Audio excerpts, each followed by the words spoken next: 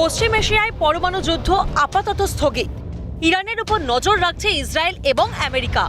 Iran যাতে কোনো মতেই পরমাণু বোমা বানাতে না পারে সেই জন্য চলছে হুঙ্কার পাল্টা হুঙ্কার। কিন্তু ইরান পরমাণু কর্মসূচি চালিয়ে যেতে বদ্ধপরিকর। অন্যদিকে আমেরিকার প্রেসিডেন্ট ডোনাল্ড ট্রাম্প নিঃশর্ত আত্মসমর্পণের হুমকি দিয়েছেন। স্বাভাবিকভাবেই পরমাণু কর্মসূচিকে ঘিরে সরগরম পশ্চিম এশিয়া। ইরান, ইসরায়েল, আমেরিকা যুদ্ধের আকাশে শুধুই বিস্ফোরণ আর ধ্বংসের ছবি। যুদ্ধ থামলেও কমেনি আশঙ্কার বাতাবরণ। যে কোনো সময়ে বিরতি ভেঙে দুই দেশের মধ্যে শুরু হতে পারে যুদ্ধ। ইরানকে পরমাণু বোম তৈরি করতে দেওয়া হবে না বলে হুঙ্কার দিয়েছেন নেতানিয়াহু। ইসরায়েলের সঙ্গে গলা মিলিয়েছে ট্রাম্প। মুসলিম দুনিয়ার উপর পশ্চিমী দেশের আগ্রাসনের বিরুদ্ধে জোট বাঁধতে শুরু করেছে বিভিন্ন দেশ। ইরানও পিছিয়ে যায়নি। ইরানের জাতিসংঘ দূতের সরাসরি বার্তা, পারমাণবিক সমৃদ্ধকরণ থেকে কখনোই পিছু হটবে না ইরান। ইরানের জাতিসংঘের রাষ্ট্রদূত আমির সাইদ ইরাভানি বলেন, ইসলামী প্রজাতন্ত্র ইরানের ইউরেনিয়াম সমৃদ্ধকরণ কখনোই থামবে না। তিনি বলেন, সমৃদ্ধকরণ আমাদের অধিকার এবং আমরা এই অধিকার প্রয়োগ করতে চাই। পাশাপাশি তিনি বলেন, ইরান আলোচনার জন্য প্রস্তুত, কিন্তু নিঃশর্ত আত্মসমর্পণ আলোচনা নয়, এটি আমাদের উপর চাপিয়ে দেওয়া নীতি। ট্রাম্পের নিঃশর্ত আত্মসমর্পণ আসলে কোনো আলোচনার বার্তা নয়, তারা আমাদের উপর তাদের নীতি চাপিয়ে দিচ্ছে।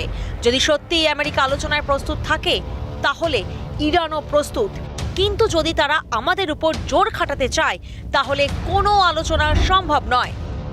তবে তিনি এও বলেন, ইরান দেশি পদ্ধতিতে ইউরেনিয়াম উৎপাদনের অধিকার থেকে সরে আসবে না, কিন্তু আমেরিকা এই দাবি মেনে নিতে অস্বীকার করে।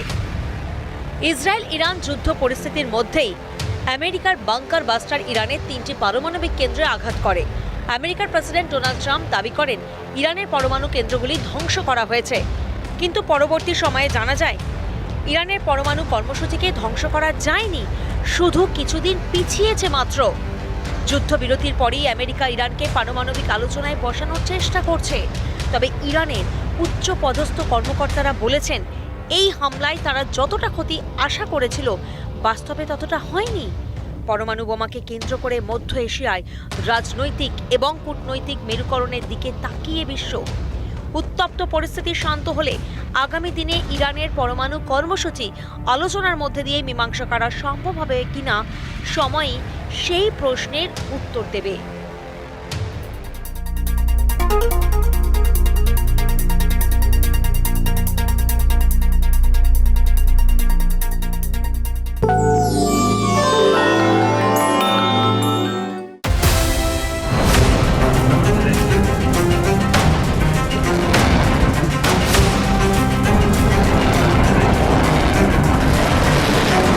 ভয়ঙ্কর যুদ্ধ হলো।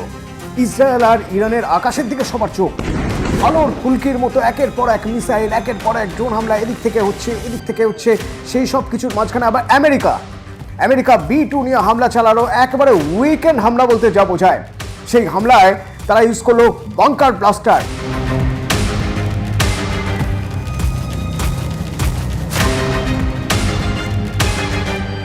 একেবারে নাকি দুর্মুষ করে দেওয়া গেছে সেই সব ঘাঁটিগুলো যেখানে পরমাণু কর্মসূচি নিচ্ছিল ইরান। এবং তারপর প্রেসিডেন্ট ডোনাল্ড ট্রাম্প ঘোষণা করলেন যে আর মাথা তুলে দাঁড়াতে পারবে না ইরান আর পরমাণু কর্মসূচি নিয়ে বেশি দূর এগোতে পারবে না।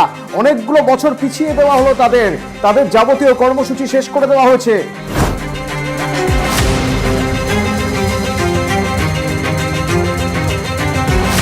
সত্যি কি তাই?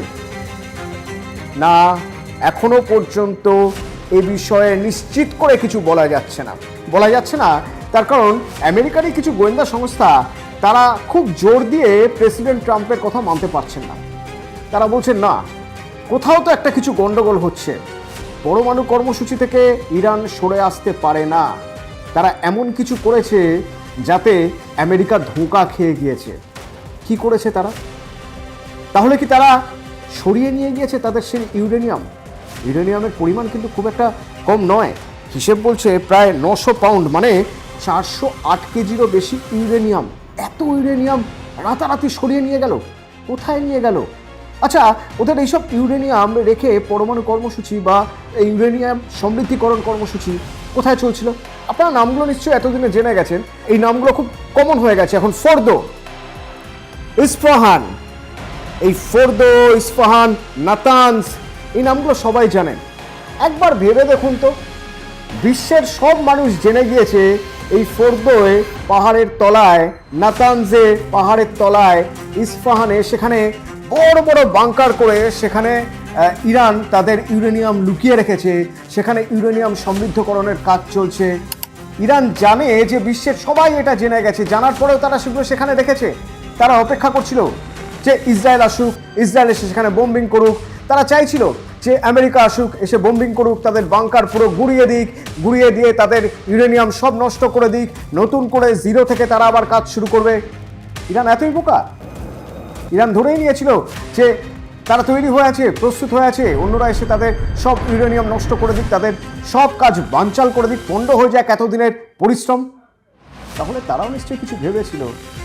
আচ্ছা, এমন নয় তো যে আগে ভাগে তাদের এই ইউরেনিয়াম, মানে এই 408 কেজি, 408 কেজি বাবা, এই 408 কেজি ইউরেনিয়াম তারা রাতারাতি কোথাও সরিয়ে নিয়ে গিয়েছে। কোথায় সরিয়ে নিয়ে যেতে পারে? স্যাটেলাইট ইমেজ বলছে নাকি উইকেন্ডে যখন এই বাংকার ব্লাস্টার দিয়ে আঘাত হানার চেষ্টা করে আমেরিকা, তার ঘন্টাখানেক আগে দেখা গেল যে ফোর্দোয়ে সেখানে 16টা ট্রাক দাঁড়িয়ে রয়েছে, কার্গো ট্রাক, মানে যাতে প্রচুর মালপত্র নিয়ে যাওয়া যায়। এই 16টা ট্রাক তারপরে স্যাটেলাইট ইমেজে দেখা যাচ্ছে তারা যাচ্ছে পাহাড়ের মধ্যে দিয়ে, গিরিখাতের মধ্যে দিয়ে যেতে যেতে ভ্যানিশ।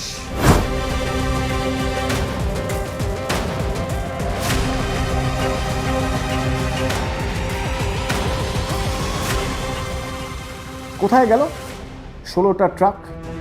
তাহলে এই 16টা কার্গোর মধ্যে 900 পাউন্ড ইউরেনিয়াম ছিল না তো, যে ইউরেনিয়াম 60% সমৃদ্ধিকরণ হয়ে গেছে, আর কিছুটা বাকি, তারপরেই পরমাণু অস্ত্র তৈরি করা যাবে। সেই সব ইউরেনিয়াম নিয়ে কোথায় ভ্যানিশ হয়ে গেল 16টা ট্রাক? এইখান থেকেই খোঁজ খবর শুরু হলো। আমেরিকা, ইউরোপের বিভিন্ন দেশের গোয়েন্দা সংস্থা এবং ইসরায়েলের গোয়েন্দা সংস্থা খোঁজ খবর শুরু করতে করতে করতে করতে এখন সারা বিশ্বের সব গোয়েন্দার পাখির চোখ একটা জায়গায়। জায়গাটার নাম হচ্ছে, স্থানীয় ভাষায় বলা হয় কুহে কোলাং গাজলা, কুহে কোলাং গাজলা। আর ম্যাপে দেখা যাচ্ছে নাম পিকেক্স। এই পিকেক্স কি? পিকেক্স হলো মধ্য ইস্পাহানের একটা পর্বতমালা, একটা পাহাড়ি জায়গা।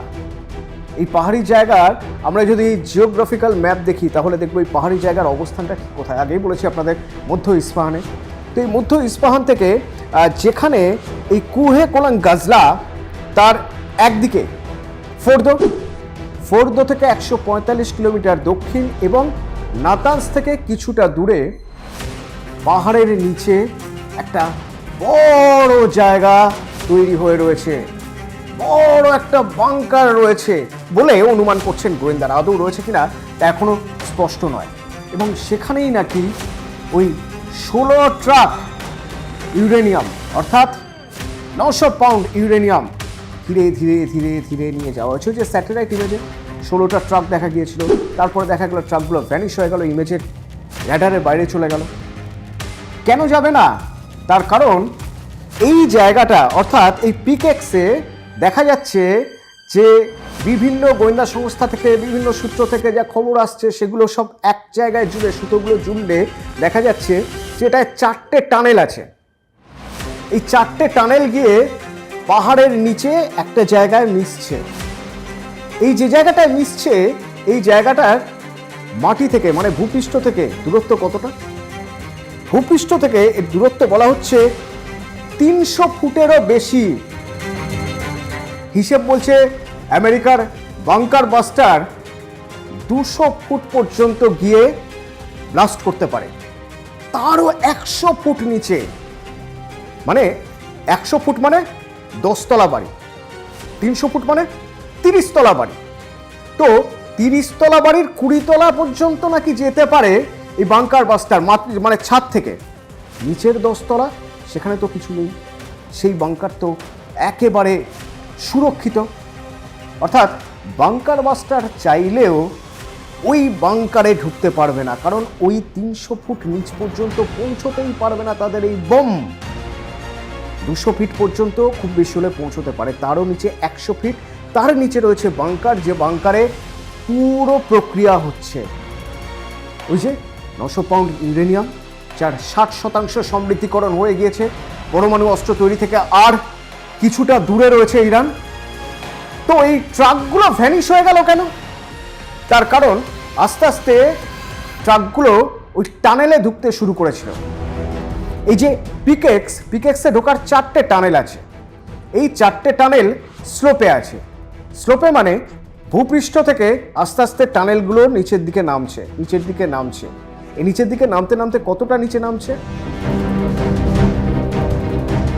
10 foot, 50 foot, 100 foot, 200 foot, 250 foot, 300 foot নিচে নেমে যাচ্ছে। টানেলের স্লোপ এমনই যে 300 ফুট নিচে নেমে যাচ্ছে।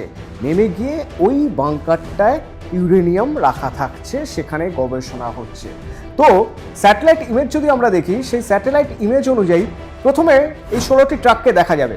এদিক থেকে যেদিক থেকেই হোক 16টি ট্রাক ফোর্দো থেকে বেরোলো, কার্গো ট্রাক বেরিয়ে পাহাড়ি রাস্তা ধরে আসছে। আস্তে আস্তে ট্রাকগুলো নামতে শুরু করছে স্লোপে। যখনই নামতে শুরু করবে, আশপাশে পাহাড়, সেই পাহাড়ের মধ্যে দিয়ে যখনই নামতে শুরু করবে, ধীরে ধীরে তা স্যাটেলাইটের অধরা হয়ে যাবে, মানে স্যাটেলাইটে আর ধরা যাবে না। আর সেই জন্যই গোয়েন্দা সংস্থাগুলো বলছে যে স্যাটেলাইট ইমেজ তো বলছে যে ভ্যানিশ হয়ে গেল 16টা ট্রাক। ভ্যানিশ হয়েছে মানে ধীরে ধীরে পাহাড়ের নিচে ঢুকতে শুরু করেছে। ভাবুন কতদিন আগে থেকে এই পরিকল্পনা করা ছিল তাহলে ইরানের, যে যদি তাদের এই গবেষণা কেন্দ্রগুলোয় কোনো রকম আঘাত আনার চেষ্টা করে কেউ, তাহলে প্ল্যান বি কি হতে পারে। এই প্ল্যান বি তৈরি কবে থেকে হচ্ছে তা অনুমান করা সম্ভব নয়।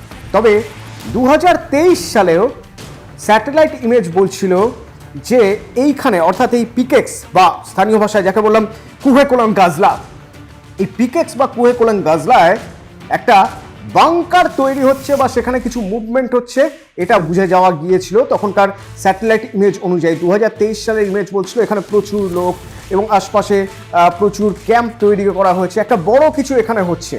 কিন্তু পরবর্তীতে দেখা গেল যে এখানে এই ক্যাম্পগুলো সব সরিয়ে দেওয়া হলো, এবং ততদিনে অন্যান্য গোয়েন্দা সংস্থা খবর দিয়েছে, ফোর্দোর, ইস্পাহানার খবর দিয়েছে, নাতানজের, যে সেখানে ইউরেনিয়াম সমৃদ্ধকরণ হচ্ছে। আস্তে আস্তে সবার নজর সরে গেল এই পিকেক্স থেকে। তো সেই পিকেক্স তারপরে রেডি করে রাখা ছিল। যে সময় প্রথম আমেরিকা চ্যালেঞ্জ করলো ইরানকে যে তাদের পরমাণু কর্মসূচি বন্ধ করতে হবে, ইউরেনিয়াম সমৃদ্ধকরণ বন্ধ করতে হবে, তখন থেকেই প্রমাদ গুনছে ইরান।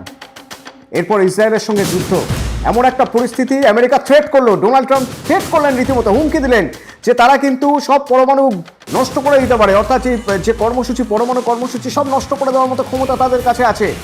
2 সপ্তাহ সময় দেওয়া হলো। তখনই ইরান জানতো এই 2 সপ্তাহটা কথার কথা, যে কোনো দিন আমেরিকা হামলা চালাতে পারে। আর সেই জন্যই ওই 16টা ট্রাক ইউরেনিয়াম ভর্তি তারা নিয়ে চলে গেল পিকেক্সে, তাদের প্ল্যান বি।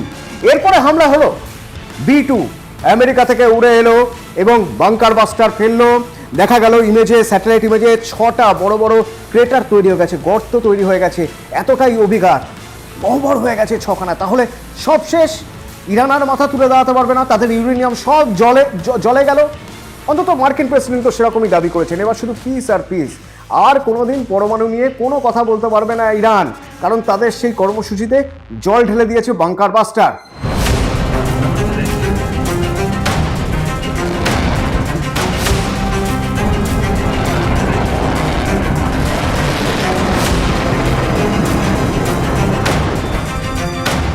কিন্তু ওই যে প্রেসিডেন্টের কথাই বিশ্বাস করতে পারছে না গোয়েন্দা সংস্থা। তার কারণ গোয়েন্দা সংস্থার রিপোর্ট বলছে যে না, পরমাণু কর্মসূচির কাজ তারা এখনো ভিতরে চালিয়ে যাচ্ছে, ইউরেনিয়াম সমৃদ্ধিকরণ এখনো হচ্ছেটা কোথায়? তাহলে পিকেক্সে হচ্ছে। সারা পৃথিবীর সব গোয়েন্দাদের নজর এখন পিকেক্সে। ভূপৃষ্ঠ থেকে 300 ফুট নিচে পাহাড়ের একদম গভীরে গর্ত করে করে করে করে সেখানে তৈরি করা হয়েছে বড় বাংকার। 900 পাউন্ড ইউরেনিয়াম, যেগুলো 60% সমৃদ্ধিকরণ হয়ে গেছে, রয়ে গেছে সেখানে। কাজ চলছে। যদি তাই হয় তা ভয়ঙ্কর। ফ্রান্স এবং ইউরোপের বিভিন্ন দেশ, ইসরায়েল, তাদের গুপ্তচর সংস্থাগুলো আশঙ্কা প্রকাশ করছে যে ভয়ঙ্কর কিছু করতে পারে ইরান, এবং ইরানের উপর যে আক্রমণ হয়েছে সহজে তা খামেনি সরকার মেনে নেবে না, তারা প্রত্যাঘাত করতে পারে। ইরানের তরফ থেকে হালকা করে বলে দেওয়া হয়েছে যে তারা এতটাই এগিয়ে গিয়েছে যে হয়তো তারা এবার পরমাণু পরীক্ষা করতে পারে, টেস্ট করতে পারে। সেই টেস্ট প্রাণঘাতী হবে না তো? কোনো রকম বদলার পথে হাঁটবে না তো? যদি তা হয় তা ভয়ঙ্কর হবে। তখন হাত কামড়াতে হবে ডোনাল্ড ট্রাম্পকে, কারণ যুদ্ধজিগির তিনিই তুলেছিলেন। কিন্তু এখন প্রশ্ন হলো যে সত্যি ওই পিকেক্সে কি আছে, আদৌ কিছু আছে কিনা, তার হদিশ কিভাবে মিলবে? হয়তো বিশ্বের রাজনীতি এখন এই পিকেক্সের উপরেই দর কষাকষি হবে। বিশ্বের রাজনীতির একটা নতুন নাম হয়ে উঠছে পিকেক্স।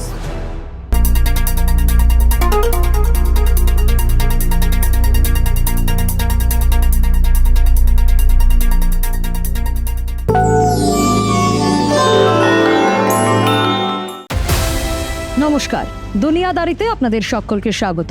আপনাদের সঙ্গে আমি সোনিয়া। আমেরিকা, ইসরায়েল আর ইরান সবাই ভাবছে নিজেরা জিতে গেছে, কিন্তু প্রশ্নটা সাধারণ মানুষের মনে, যুদ্ধ শেষে তাহলে কে জিতলো আসলে? ইরানের উপর ইসরায়েল আর আমেরিকা একসঙ্গে ভয়ানক বোমা বর্ষণ করলো। ইরান ভাবছে ওরাই জিতেছে, ইসরায়েলও ভাবছে ওরাই জিতেছে, আর ট্রাম্প তো বলেই দিলেন এবার চির শান্তি। কিন্তু আসল সত্যটা কি? যুদ্ধ থেমেছে, কিন্তু এই যুদ্ধ শেষে কে আসলে লাভবান হলো? যুদ্ধ কি সত্যিই থেমেছে? আর কে লাভবান হলোর পাশাপাশি আরও একটা প্রশ্ন উঠছে, কে হারলো, কেই বা জিতলো? চলুন একে একে আজ বেশ কিছু পয়েন্টে আমরা ফোকাস করি। পয়েন্ট নম্বর 1, যুদ্ধ বন্ধের কথা কিন্তু গোলা চলল। সকালে ঘুম থেকে উঠে গোটা পৃথিবী কি শুনল? সিজ ফায়ার, মানে যুদ্ধবিরতি শুরু হয়েছে। কিন্তু সেই সময় ইসরায়েল কি বলল? ওদের আকাশে ইরান থেকে আসা ক্ষেপণাস্ত্র ধরা পড়েছে। ইরান বলল আমরা কিছু ছুড়িনি। আর ট্রাম্প উনি এতটাই রেগে গেলেন যে ইসরায়েলকে বলা হলো এবার কিছু হলে কিন্তু বড় সমস্যা হবে।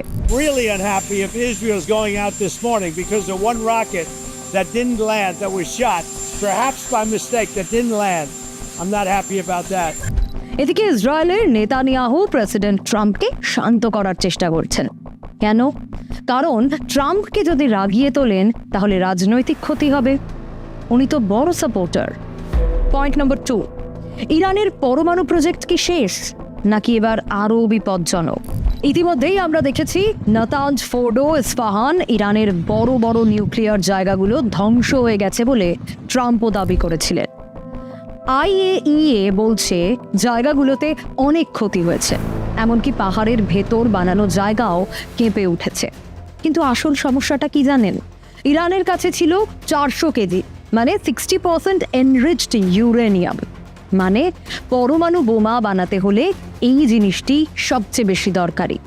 এখন সেই জিনিস তাহলে কোথায় আছে? কেউ জানে না। IAEA-রও নজরদারি সিস্টেম নষ্ট হয়ে গেছে। ইরান বলছে আমরা আগে থেকেই সরিয়ে রেখেছিলাম। ভাবুন তো, যদি সত্যি তারা এগুলো লুকিয়ে ফেলে তাহলে। পয়েন্ট নম্বর 3, যদি এখন পারমাণবিক বোমা বানাতে চায় ইরান, বিশেষজ্ঞরা কি বলছে? বিশেষজ্ঞরা বলছেন এই যে এত পরিমাণ ইউরেনিয়াম, এটা থাকলে ইরান মাত্র 5টা মাস তার মধ্যেই পরমাণু বোমা বানাতে পারবে। আগে পর্যন্ত ইরান কি বলতো? ওরা বোমা বানাবে না। কিন্তু এখন যদি ওরা ভাবে আমাদের টিকতে হলে পারমাণবিক অস্ত্র দরকার, তাহলে এই যুদ্ধের পর ওদের মনোভাব হয়তো বদলে যেতে পারে। কারণ ট্রাম্প আর ইসরায়েল প্রমাণ করে দিয়েছে যাদের পরমাণু নেই তারা সুরক্ষিত নয়, আর যাদের আছে তাদের কেউ সহজে কিছু করতে পারে না। তাই ইরানের চিন্তা হতেই পারে এবার আমরাও বাঁচতে চাই, তাই বোমা অর্থাৎ পারমাণবিক বোমা বানাতেই হবে। কি হবে সেটা সময় বলবে। পয়েন্ট নম্বর 4, দুনিয়াদারিতে আজ এবার আসি সাধারণ মানুষের মনের প্রশ্নে। তারা তো ভাবছে, আমি, আপনি, আমরা সবাই ভাবছি এই যে যুদ্ধ হচ্ছে, যুদ্ধ হলো, যুদ্ধ পরিস্থিতি, আসলে জিতলো কে? চলুন দেখি কার কি লাভ হলো। প্রথমত, আমেরিকা ও ইসরায়েল মিলে ইরানের অনেক পরমাণু জায়গা ধ্বংস করেছে। কিন্তু তারা নিশ্চিত না ইরান আবার শুরু করবে কিনা। দ্বিতীয়ত, ইরান এখনো ক্ষমতায় আছে, সরকার টিকে আছে, কিন্তু সাধারণ মানুষের ক্ষোভ রয়েছে, কারণ দেশটা আক্রান্ত হয়েছে। তাই এক কথায় বলতে গেলে এই যুদ্ধ কারো পুরোপুরি জয় নয়, বরং এই যুদ্ধের পরে একটা বড় ঝুঁকির জায়গা তৈরি হয়েছে। একটা আগুন জ্বলছে, যেটা হয়তো কিছুদিন পর ভয়াবহ রূপ নিতে পারে। শেষে বলি, সাধারণ মানুষের দৃষ্টিভঙ্গিতেই ভেবে দেখুন তো এবার, আপনি আমি যেমন সাধারণ মানুষ, আমাদের কি লাভ হলো এই যুদ্ধ থেকে? বিশ্বে এখন আরও একটা যুদ্ধের ভয় বেড়ে গেল তো। এর আগেও বিগত দিনেও আমরা এ দেশের সঙ্গে ও দেশের যুদ্ধ, এ দেশের সঙ্গে সে দেশের যুদ্ধ দেখেছি। আরও একটা যুদ্ধ, ইরান ইসরায়েলের যুদ্ধ দেখলাম। তাই বিশ্বে এখন আরও একটা যুদ্ধের ভয়ে বেড়ে গেল। কি হবে এরপর? পারমাণবিক বোমার আশঙ্কা বাড়ল। আর ইরানের মতো দেশ যদি সত্যি বোমা তৈরি করে, তাহলে পরবর্তী যুদ্ধ আরও ভয়ানক হবে। ট্রাম্প আর নেতানিয়াহুর একটা আশা ছিল, কি জানেন? ইরানের সরকার পড়ে যাবে। কিন্তু সেটাও তো হলো না, বরং যেসব মানুষ আগে সরকার বিরোধী ছিল, তারা এখন দেশের পক্ষে দাঁড়িয়ে গেছে। তাই আসলে এখন একটা অস্থির সময়। কে জিতেছে সেটা বলা কঠিন, কিন্তু যেটা স্পষ্ট, এই যুদ্ধের শেষ এখনো হয়নি। নতুন যুদ্ধ, নতুন ঝুঁকি হয়তো সামনে অপেক্ষা করছে। পরিস্থিতির দিকে অবশ্যই আমাদের নজর থাকবে, কারণ একটা পারমাণবিক যুদ্ধ শুধু দেশ ধ্বংস করে না, তা একটা ভবিষ্যৎকেও গিলে খায়। আজ দুনিয়াদারিতে দুটো প্রশ্ন রাখি আপনাদের জন্য। আপনাদের কি মনে হয়, এই যুদ্ধ কি শেষ, নাকি এখনো শুরু হয়নি? আপনারা কি মনে করেন, এই যুদ্ধ কার জন্য ভালো হলো আর কার জন্য খারাপ? জানতে চাই কমেন্ট সেকশনে। দেখা হবে দুনিয়াদারির আরও একটা নতুন এপিসোড নিয়ে। সঙ্গে থাকবো আমি সোনিয়া।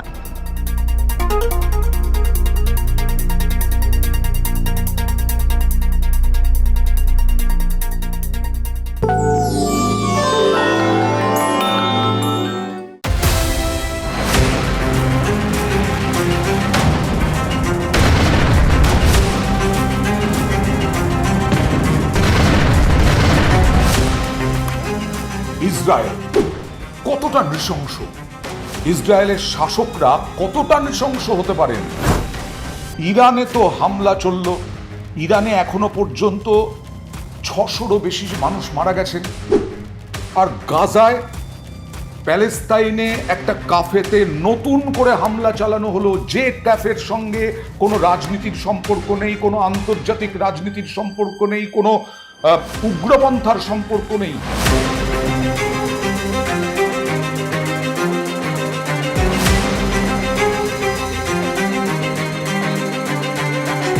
সেই ক্যাফেতে মানুষ জড়ো হন কেন?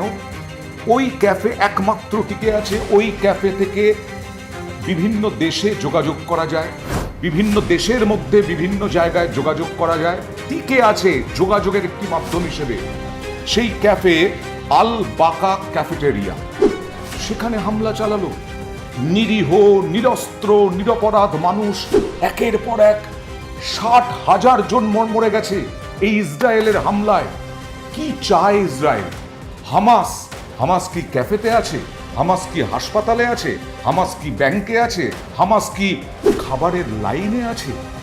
খাবার, ত্রাণ চাপে পড়ে, আন্তর্জাতিক চাপে পড়ে খাবার পাঠিয়েছে ইসরায়েল, ত্রাণ পাঠিয়েছে ইসরায়েল।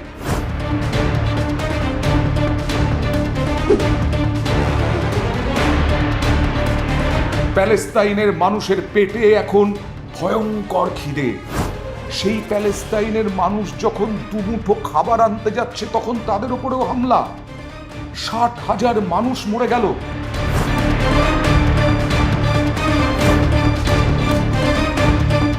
কিন্তু হামাস কি এখনো টিকে আছে? হামাসকে কি আপনারা সর্বশান্ত করতে পেরেছেন? তার কোনো সঠিক উত্তর নেই।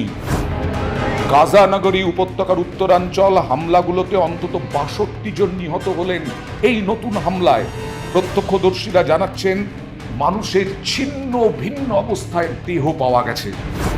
এ জায়গা কোনো কিছুর সঙ্গেই সম্পৃক্ত ছিল না, এরকমটাই বলছেন স্থানীয়রা। না রাজনীতির সঙ্গে, না সামরিকভাবে, তখন ক্যাফেটি জন্মদিনের আয়োজন করেছিল এবং শিশু সহ সাধারণ মানুষে ভরা ছিল। কিসের জন্য টার্গেট, কিসের জন্য হামলা, কিসের জন্য এরকম ধ্বংসস্তূপে পরিণত করে দেওয়া প্যালেস্তাইনকে? যে ইসরায়েল, তার জনসংখ্যা 1 কোটির কিছু বেশি। গোটা পৃথিবীতে ইহুদির সংখ্যা 0.2, আবার বলছি 0.2% গোটা পৃথিবীতে জনসংখ্যার তুলনায় ইহুদির সংখ্যা। তাদের এত দাপট কিছুতেই থামানো যাচ্ছে না। আমেরিকা পর্যন্ত ইরানের সঙ্গে যুদ্ধবিরতি ঘোষণা করলো, তাতেও থামেননি নেতানিয়াহু।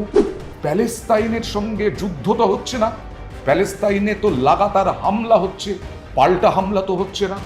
তাহলে এত কিসের নৃশংসতা? গাজার শিশুদের ছবি দেখলে না, মন বলে যাদের কিছু আছে সেই মন ভেঙে যাচ্ছে। গাজার ইসরায়েলি হামলায় 72 জন নিহত। একই দিনে গাজার একটি স্কুলেও হামলা হয়েছে এবং সেখানে স্কুলে উদ্বাস্তু আশ্রয়। তারা কোথায় যাবেন? বাড়ি ঘর কিচ্ছু নেই, জল খাবার কিচ্ছু নেই। সেই স্কুলেও হামলা। আরে তো এরা উদ্বাস্তু, এরা তো সাধারণ মানুষ। হামাসের সঙ্গে কি সবার সম্পর্ক? এই প্রশ্নই তো উঠছে। আকসা হাসপাতাল, গাজার মধ্যাঞ্চলের দেইর এল বালাহ এলাকায় আল আকসা হাসপাতাল প্রাঙ্গণেও হামলা ইসরায়েলি বাহিনীর। এখানেও হাজার হাজার উদ্বাস্তু আশ্রয় নিয়েছেন। ইসরায়েল মুহুর্মুহু হামলা চালাচ্ছে, ইরানে হামলা চালিয়েছে।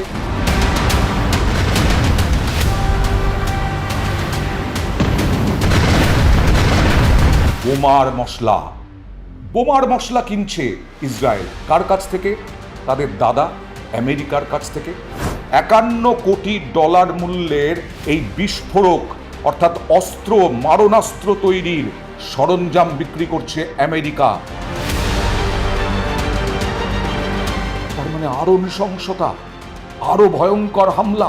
ইতিমধ্যেই আমরা যা খবর পাচ্ছি তাতে ইরানের সঙ্গে সাম্প্রতিক সংঘাতে ইসরায়েল প্রচুর গোলা বারুদ ব্যবহার করার পর যুক্তরাষ্ট্র থেকেই, অর্থাৎ মার্কিন যুক্তরাষ্ট্র থেকেই এমন ঘোষণা হয়েছে, বম্ব গাইডেন্স কিট সুনির্দিষ্ট লক্ষ্যে পৌঁছে দেওয়ার জন্য, অর্থাৎ যে বোমা বানানো হবে, মারণাস্ত্র বানানো হবে, তা সুনির্দিষ্ট লক্ষ্যে পৌঁছে দেওয়ার জন্য ব্যবহৃত বম্ব গাইডেন্স কিটও আছে এই $51 কোটি যে মূল্যের যে অস্ত্রশস্ত্র।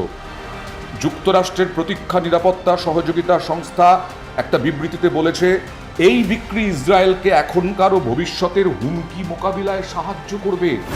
এর মাধ্যমে তারা নিজেদের সীমান্ত, গুরুত্বপূর্ণ স্থাপনা, মানুষের বসতি আরো ভালোভাবে রক্ষা করতে পারবে। ইসরায়েল হামলা চালাবে, ইসরায়েল মানুষ মারবে, হাজার হাজার লক্ষ লক্ষ মানুষ মারবে, আর ওর দেশ সীমান্ত রক্ষা, ওর সাধারণ মানুষকে রক্ষা, ওই ইসরায়েলের আরো ভালোভাবে রক্ষা করা বিভিন্ন স্থাপনা, তার জন্য আমেরিকা এইভাবে ইসরায়েলকে মদত দিয়ে যাবে। আসলে মুসলিম নিধন, ইসলাম নিধন, এই ইসলাম নিধনই কি ডোনাল্ড ট্রাম্পের মূল লক্ষ্য এবং ইসরায়েলের মূল লক্ষ্য বুমেরাং না হয়ে যায়? সেটাই বলছেন প্রতিরক্ষা বিশেষজ্ঞরা। যেভাবে হামলা চালানো হচ্ছে, যেভাবে মানুষ মারা হচ্ছে, সেটা বুমেরাং না হয়ে যায়।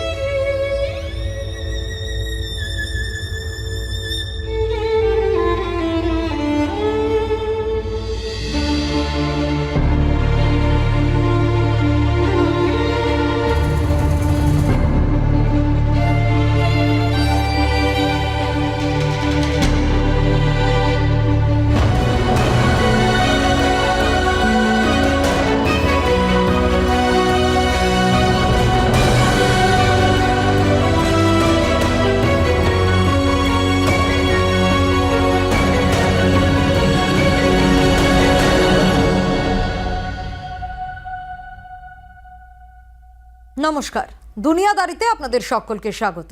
আপনাদের সঙ্গে আমি সোনিয়া। ধরুন কোনো একজন 3 দিন ধরে কিছু খাওয়া দাওয়া করেনি, তাহলে কি হবে? তার পেটের ভেতর আগুন জ্বলবে। ছোট বাচ্চা যদি সে হয়, তাহলে ছোট বাচ্চা কাঁদছে, শুধু একটু রুটি চাইছে। ছবিটা এরকমই। হ্যাঁ, বলছি হয়তো ছবি, কিন্তু ঘটনাটা বাস্তবে ঘটছে। যখন চোখের সামনে আপনি এই ঘটনাটা দেখবেন যে ছোট একজন শিশু, সে শুধু একটু রুটির জন্য কাঁদছে, চাইছে একটু রুটি, তখন আপনি কি করবেন? একটা লাইনে দাঁড়ালে আশেপাশে আরো শখানেক মানুষ রয়েছে, সবার চোখে একটাই আশা, খাবার। কিন্তু হঠাৎ হঠাৎ গুলির শব্দ।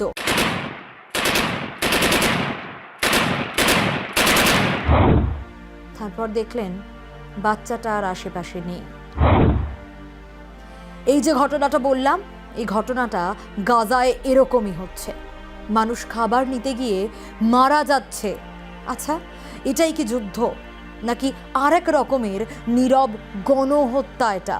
এই প্রশ্নটা উঠছে তার কারণ এই যে শুরুটা করেছিলাম না, একজন মানুষ ধরুন 3 দিন খায়নি, এরকম একজন মানুষের পেছনে রয়েছে শয়ে শয়ে মানুষ লাইনে দাঁড়িয়ে খাবার চাওয়ার জন্য, খাবার খাওয়ার জন্য দাঁড়িয়ে প্রাণ চলে যাচ্ছে।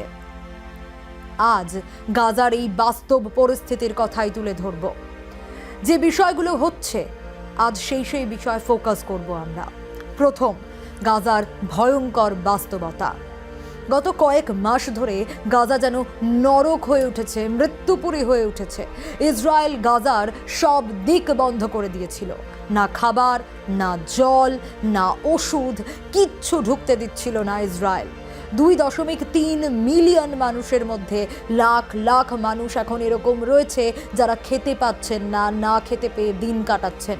শুধু একটু খাবারের আশায় যখন মানুষ লাইনে দাঁড়ায়, তখনই যেন শুরু হয়ে যায় এক নতুন যুদ্ধ। শোনা যাচ্ছে এমন একটা লিমিটেশন নাকি রয়েছে যার পর পেরোলেই প্রাণ চলে যাচ্ছে। মানে এটা ত্রাণের জন্য যুদ্ধ। একটি সংস্থা, গাজা হিউম্যানিটেরিয়ান ফাউন্ডেশন বা GHF, কিছু খাবার দিতে শুরু করেছে, কিন্তু সেই খাবার নিতে গিয়ে মানুষ গুলিতে মরছে। ভাবতে পারেন গাজার সরকারি হিসেব কি বলছে জানেন? 549 জনের মৃত্যু হয়েছে এবং 4000-এরও বেশি মানুষ আহত। ছেলে খেলা হচ্ছে এগুলো। কেন আহত তারা? কেন তাদের মৃত্যু হয়েছে? কারণ শুধু খাবার নিতে গিয়ে। হ্যাঁ, ঠিকই শুনছেন। আচ্ছা, কোন সভ্য দেশে এরকম হয়?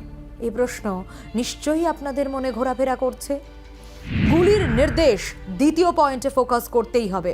আর এই গুলির নির্দেশ ভয়ঙ্কর, মর্মান্তিক।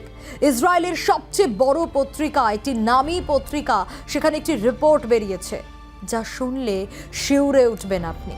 কি রয়েছে সেই রিপোর্টে জানেন? কিছু ইসরায়েলি সেনা নাকি নিজেরাই স্বীকার করেছে, তাদের বলা হয়েছিল যদি কেউ ত্রাণ কেন্দ্রের কাছে আসে তাহলে গুলি করো, ভয় দেখাও, তাড়িয়ে দাও। একজন সেনা বলেছেন, আমরা ট্যাঙ্ক থেকে গুলি চালিয়েছি, গ্রেনেড ছুঁড়েছি, অনেকবার দেখা গেছে কুয়াশার মধ্যে থাকা সাধারণ মানুষকেও গুলি করেছি। এটা কি মজা? এটা কি ইয়ার্কি? এভাবে মানুষের প্রাণ কেড়ে নেওয়া যায়? এখানেই শেষ নয়। আর একজন কি বলছে জানেন? বলছে প্রতিদিন অন্তত 1 থেকে 5 জনের মৃত্যু হচ্ছে, তাদের সামনেই মৃত্যু হচ্ছে। তারা বলছেন এটা নাকি কন্ট্রোল বাই ফায়ার, মানে ভয় দেখিয়ে ভিড় ছত্রভঙ্গ করার চেষ্টা। কিন্তু প্রশ্ন উঠছে, যারা ক্ষুধার্ত, কারো কোনো অস্ত্র নেই যাদের কাছে, তারা কেন গুলির কাছে পড়ছে? তাদের কেন গুলি খেতে হচ্ছে? তাদের কেন গুলির সম্মুখীন হতে হচ্ছে? তারা তো নিরপরাধ, তারা তো কিছু করেনি। তাদের অপরাধ, তাদের খিদে পেয়েছে, তারা খাবার চাইছেন।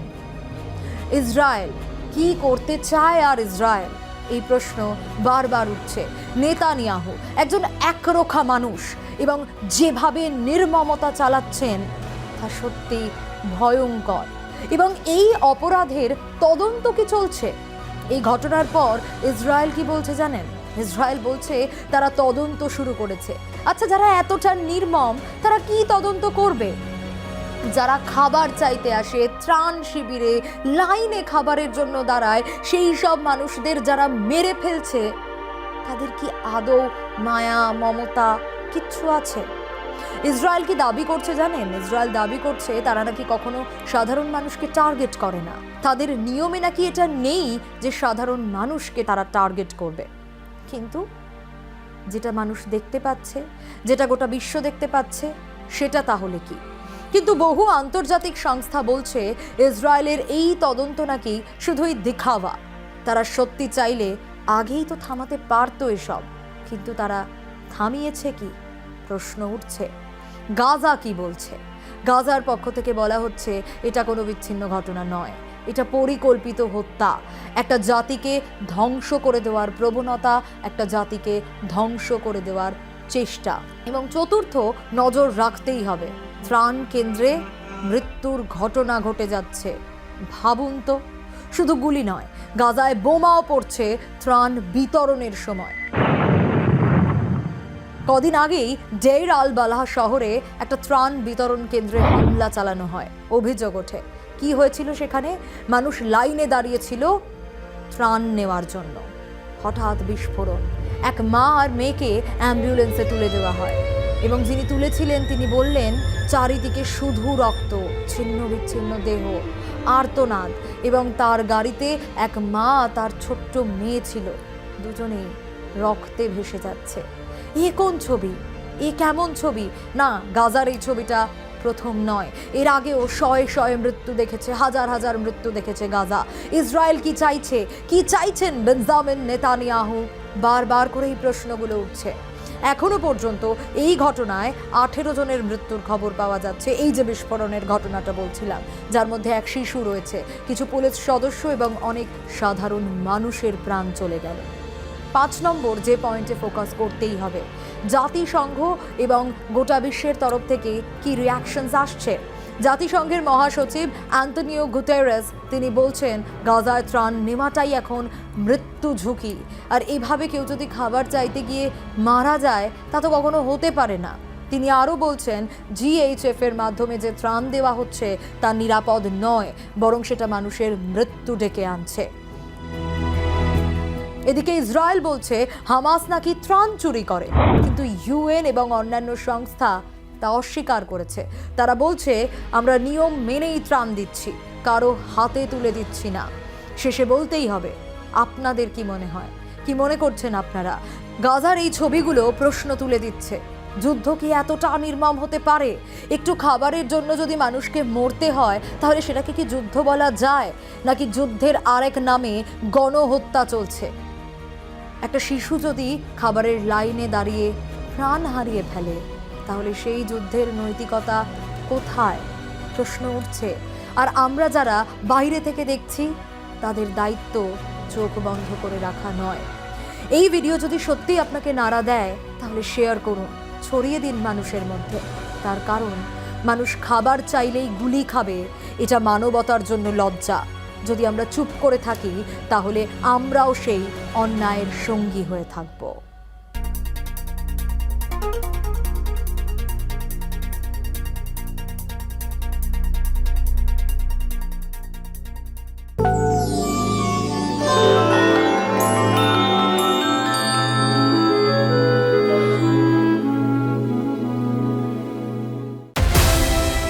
নমস্কার, নিউজ 18 বাংলা ডিজিটালে মিমি রয়েছে আপনার সঙ্গে। আচ্ছা বলুন তো, সৌন্দর্য ধরে রাখা কি সত্যি এতটা জরুরি? কাঁটা লাগা গার্ল শেফালি জারিওয়ালার মৃত্যুর পর ফের সামনে এলো সেই পুরনো প্রশ্নটাই। জানা গেছে বয়স লুকোতে এবং স্কিনের জেল্লা বজায় রাখতে নিয়মিত অ্যান্টি এজিং ওষুধ আর মাল্টিভিটামিন সাপ্লিমেন্ট খেতেন শেফালি। আর দুঃখের বিষয়, এই সবই চলতো ডক্টরস অ্যাডভাইস ছাড়াই। পরিবার জানিয়েছে তিনি নাকি দীর্ঘদিন ধরে সেলফ মেডিকেশন করছিলেন। মৃত্যুর দিনও নাকি বাসি খাবার খাওয়ার পর সেই ওষুধ খেয়েছিলেন তিনি। তদন্তে জানা গেছে বাড়ি থেকে উদ্ধার হয়েছে একাধিক মেডিসিন বক্স। শেফালি জারিওয়ালা, যার রূপ, যার গ্ল্যামার আর করিশ্মা মনে দাগ কেটেছিল গোটা একটা প্রজন্মে, আর সেই মানুষটাই মাত্র 42 বছর বয়সে আচমকা চলে গেলেন। বলি ইন্ডাস্ট্রি হতবাক, অনুরাগীরা স্তব্ধ। ডাক্তারদের প্রাথমিক অনুমান হয়তো কার্ডিয়াক অ্যারেস্ট হয়েছিল ওষুধের রিয়াকশনে। এই ঘটনার জেরে সোশ্যাল মিডিয়ায় নতুন করে শুরু হয়েছে আলোচনা। বয়স লুকোনো আর সৌন্দর্য ধরে রাখার এই রেস কি সত্যিই এতটা জরুরি? এতটাই বিপজ্জনক? আর এই নিয়েই নিজের মত জানাতে এবার মুখ খুললেন অভিনেত্রী মল্লিকা শেরাওয়াত, যিনি গ্ল্যামারের হটনেসের দুনিয়ায় নিজেই একটা নাম। তবে রঙিন র্যাম্প নয়, তিনি বেছে নিলেন একদম নো মেকআপ, নো ফিল্টার ভোরবেলার ভিডিও। সকাল সকাল ঘুম থেকে উঠে মেকআপ ছাড়াই চুল এলোমেলো অবস্থায় ইনস্টাগ্রামে ভিডিও পোস্ট করেন মল্লিকা। বলেছেন, no botox, no fillers please, instead say yes to life, yes to health. তিনি স্পষ্ট জানিয়েছেন তিনি নিজে কোনো কসমেটিক ইনজেকশন বা বিউটি শর্টকাট ব্যবহার করেন না, বরং ভিতর থেকে নিজেকে ফিট অ্যান্ড ইয়াং রাখার দিকেই জোর দেন। আমি পুষ্টিকর খাবার খাই, প্রচুর জল খাই, তাড়াতাড়ি ঘুমিয়ে পড়ি আর রোজ এক্সারসাইজ করি। মল্লিকা বলেছেন, মল্লিকার মতে এটুকুই যথেষ্ট। দেখুন, আমরা এমন একটা সমাজে বাস করি যেখানে একটা বড় অংশের কাছেই বিউটিফুল মানে fair skin, wrinkle free face, sharp features, আর ইয়াং মানে চিরতরুণী লুক। এই ধারণাই যেন ছড়িয়ে দিয়েছে ভয়। বয়স বাড়লেই তুমি অপ্রয়োজনীয়, তুমি পিছিয়ে পড়বে, তুমি ভিজিবল থাকবে না। আর এই ভয় থেকেই জন্ম নেয় extreme beauty obsession, botox, fillers, chemical treatments, supplements, সবই যেন সেই অদৃশ্য চাপেরই ফল। এরকমই মনে করছেন মনোবিদরা। কিন্তু সত্যি কি এত কিছু করতে হয়? সৌন্দর্য কি এতটাই দামি যে তার বিনিময়ে আমরা জীবনটাই ঝুঁকির মুখে ফেলে দিই? মল্লিকা শেরাওয়াতের অনেস্ট অ্যাপিলের মাধ্যমে আসলে তিনি একটাই মেসেজ দিতে চেয়েছেন, ন্যাচারাল বিউটি আসল, ইয়াং থাকার জন্য ইনজেকশন নেওয়ার কোনো দরকার নেই। মল্লিকার এই বক্তব্য ঘিরে সোশ্যাল মিডিয়াতেও আলোচনার ঢেউ। কেউ বলছেন দারুণ সাহসী পদক্ষেপ, কেউ আবার বলছেন এতদিনে বলিউডের কেউ তো মুখ খুললেন অন্তত।